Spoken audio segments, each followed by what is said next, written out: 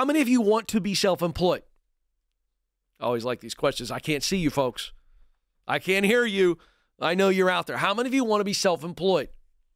There's a lot of hands going up. I know. A lot of people going, me, Ken. You know how I know this?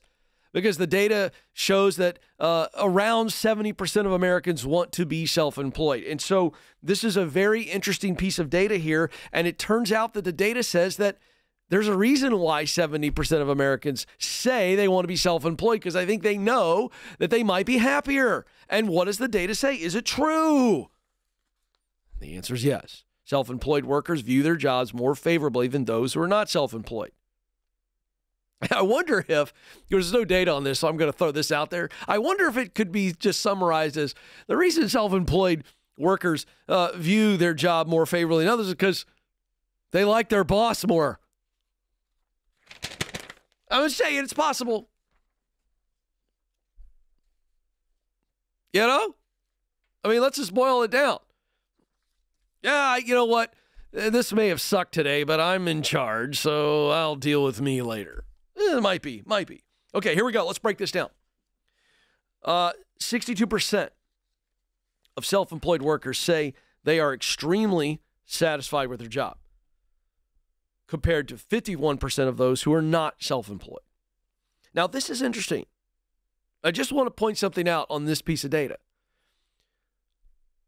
Only 62% of self-employed workers say they're very satisfied with their job, which tells me, even though they're self-employed, so they're working for themselves and essentially they can set their boundaries, they can do it, they're in charge of them, they're still not doing work that is fit for them. Because I'm going to tell you something. If only 60, so the 62%, by the way, that are saying being self-employed makes them very satisfied, I can promise you if I talk to them, you're going to see a high rate of that group saying, yeah, I'm obviously good at it. I'm using my talent. I really enjoy the work. I think you're going to see a lot of that.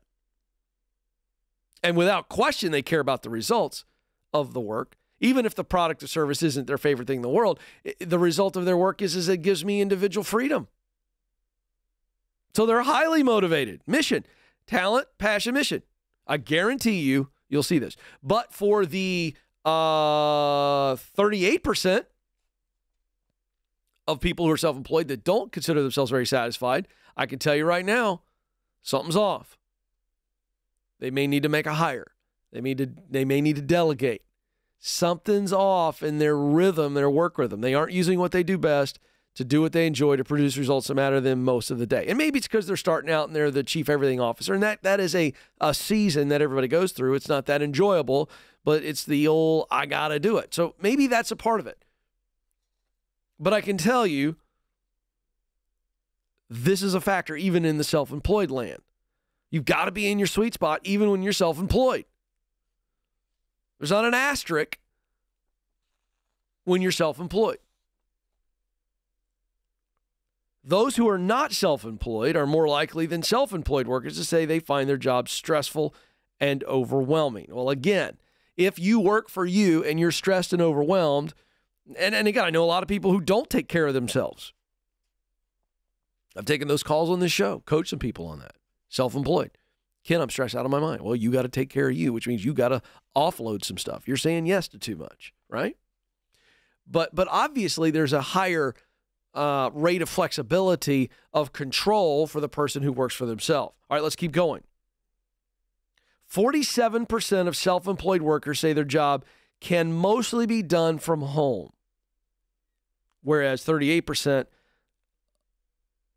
who are not self-employed say they cannot 38% of those who are not self-employed say they can mostly do it from home.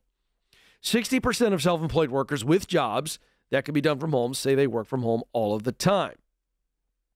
A larger share of self-employed workers with jobs that can be done from home say they work from home all of the time. A larger share of self-employed workers, 52%, say they respond to emails or other messages from work outside of normal work hours, as opposed to 28% who are not self-employed. So what does that tell me? When you're self-employed, you feel a greater responsibility to the customer, to the work that needs to be done.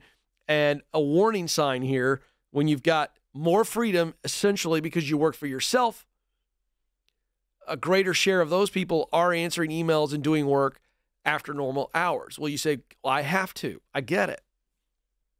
All I'm saying is, if you want to be self-employed, we know that 70% of Americans want to, understand that even working for yourself, you will probably work harder and work longer. I think that's just almost a guarantee. I'm willing to say it's a guarantee if you're a person of character. If you're a person of character, you work for yourself, you will work harder and you will work longer. Now, the reason I bring that up is a warning sign to those of you who want to be self-employed and think, oh, I'm just going to be able to work whenever I want to, however I want to. Maybe, depending on the type of work you do. But there's a good possibility that's not true. That's one warning I just laid out. Second warning is for those of you that are self-employed right now. The data says that you are working after hours a lot more. And so that is a warning sign that as a person who is self-employed, you must be aware of your ability to burn out, even though you love it, even though you're working for you. You got to take care of you. So there needs to be some boundaries. There need to be systems that help you achieve the boundaries to where you aren't ignoring your family, you aren't ignoring your own health. You can't go all in all the time. You just can't. And I've seen a lot of self-employed dreams go up in smoke because of this very issue. You care deeply. You want it to work, but there's a blind spot and you aren't setting up boundaries and then supporting those boundaries. It's not enough to go, well, I need this to be a boundary. I need to be able to turn it off and not be answering emails at 8 o'clock. Okay, great. But what are we going to do to now say, to make this boundary a reality? And so you got to make hard decisions, self-employed folks, to protect yourself. You got to protect yourself. This is interesting, Alex. About 15 million U.S. workers are self-employed. So it makes up about 10% of the U.S. workforce. So not a lot.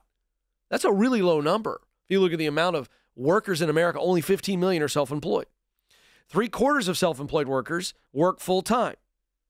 This is also interesting. Men make up 64% of the self-employed workforce. I'd like to see that number change. Men, 64% self-employed. I'd like to see more women self-employed. White workers make up 68% of self-employed America. I'd like that to change. I think one of the great opportunities for minorities in America is changing the system to make it easier for them to be self-employed. Foreign-born workers make up 22% of self-employed workforce, slightly higher than the share of all U.S. workers. So again, you're seeing a lot of immigrants come here and start their business, and so that's why you see that. So if you look at 70% of Americans, I've been touching on this, want to work for themselves, but only about 7%, only about 15 million do. There's a big gap there. And so I think the key to a healthy economy is to see those numbers grow, to see more self-employed people who will then employ others. And I think small businesses has and always will be the backbone of the American economy. To the extent that we aren't seeing more people become self-employed, I think you see a tremendous threat to the U.S. economy long term. That's how much I believe in self-employment. I think it's absolutely vital to a healthy economy in any country, and certainly the United States economy. So there you go. I'm here to help. The key to winning in that is in your sweet spot. Use what you do best to do work you love to produce results that matter for you and a business that meets a need that you care deeply about.